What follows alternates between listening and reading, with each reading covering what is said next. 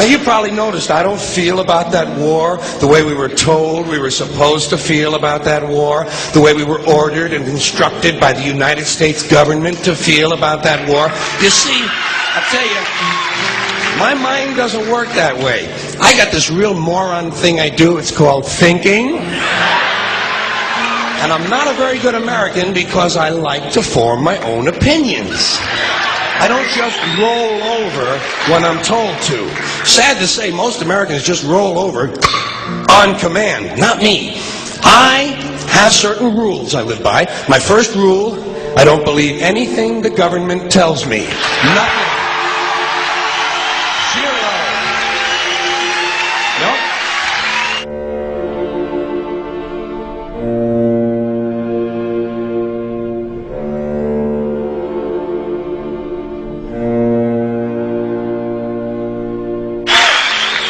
I don't take very seriously the media or the press in this country, who in the case of the Persian Gulf War were nothing more than unpaid employees of the Department of Defense, and who most of the time function as kind of an unofficial public relations agency for the United States government.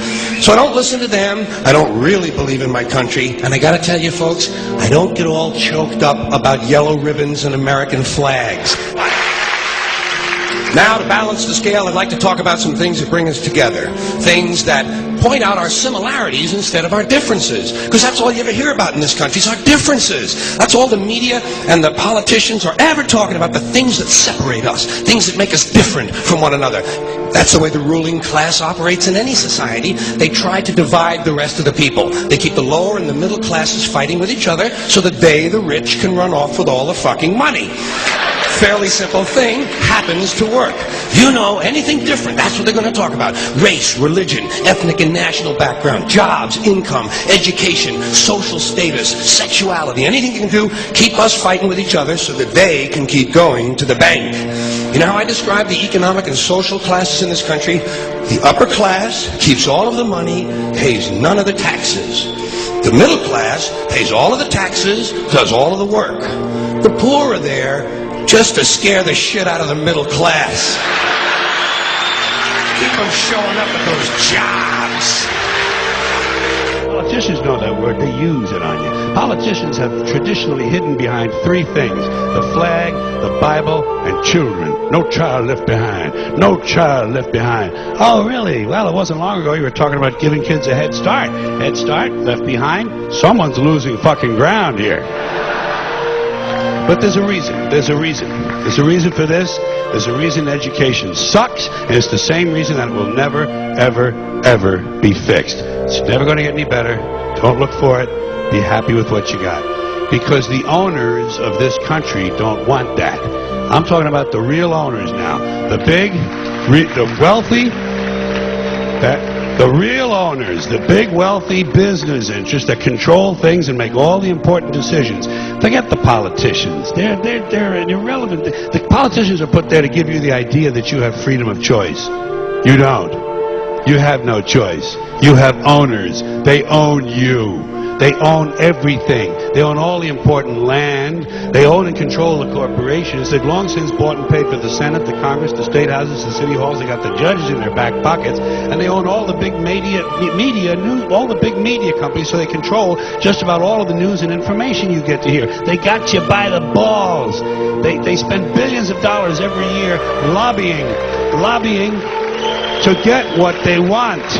Well, we know what they want. They want more for themselves and less for everybody else. But I'll tell you what they don't want. They don't want a population of citizens capable of critical thinking. They don't want well-informed, well-educated people capable of critical thinking. They're not interested in that. That doesn't help them.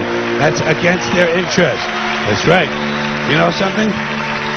They don't want people who are smart enough to sit around the kitchen table and figure out how badly they're getting fucked by a system that threw them overboard 30 fucking years ago. They don't want that. You know what they want? They want obedient workers. Obedient workers, people who are just smart enough to run the machines and do the paperwork and just dumb enough to passively accept all these increasingly shittier jobs with the lower pay, the longer hours, the reduced benefits, the end of overtime, and the vanishing pension that disappears the minute you go to collect it. And now they're coming for your Social Security money. They want your fucking retirement money. They want it back so they can give it to their criminal friends on Wall Street. And you know something? They'll get it. They'll get it all from you sooner or later because they own this fucking place. It's a big club and you ain't in it. You and I are not in the big club.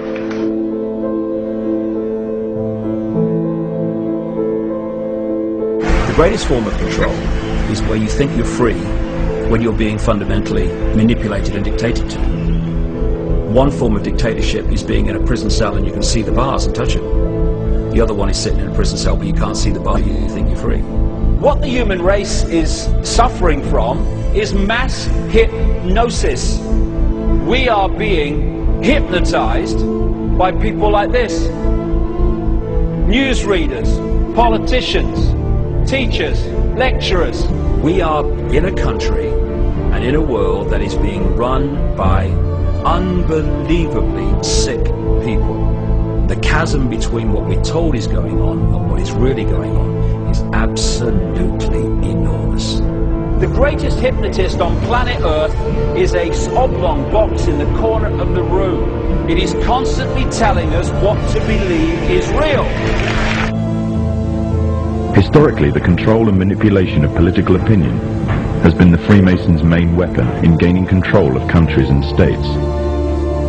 Once in control of the rulers and politicians of a country, laws and political structures could be changed in accordance with their agenda.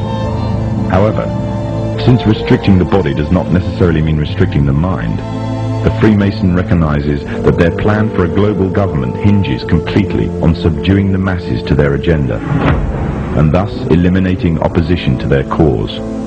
And the greatest threat to their plan, posing more danger than any army or law, is the threat of a free-thinking mind. In order to eliminate this threat and to achieve their objective, the Masons have set about the boldest plan ever devised: the complete control of every aspect of human life, your life. And the weapons they are using against you are in your very homes, entertaining you and your children, and gradually indoctrinating you without you even realizing.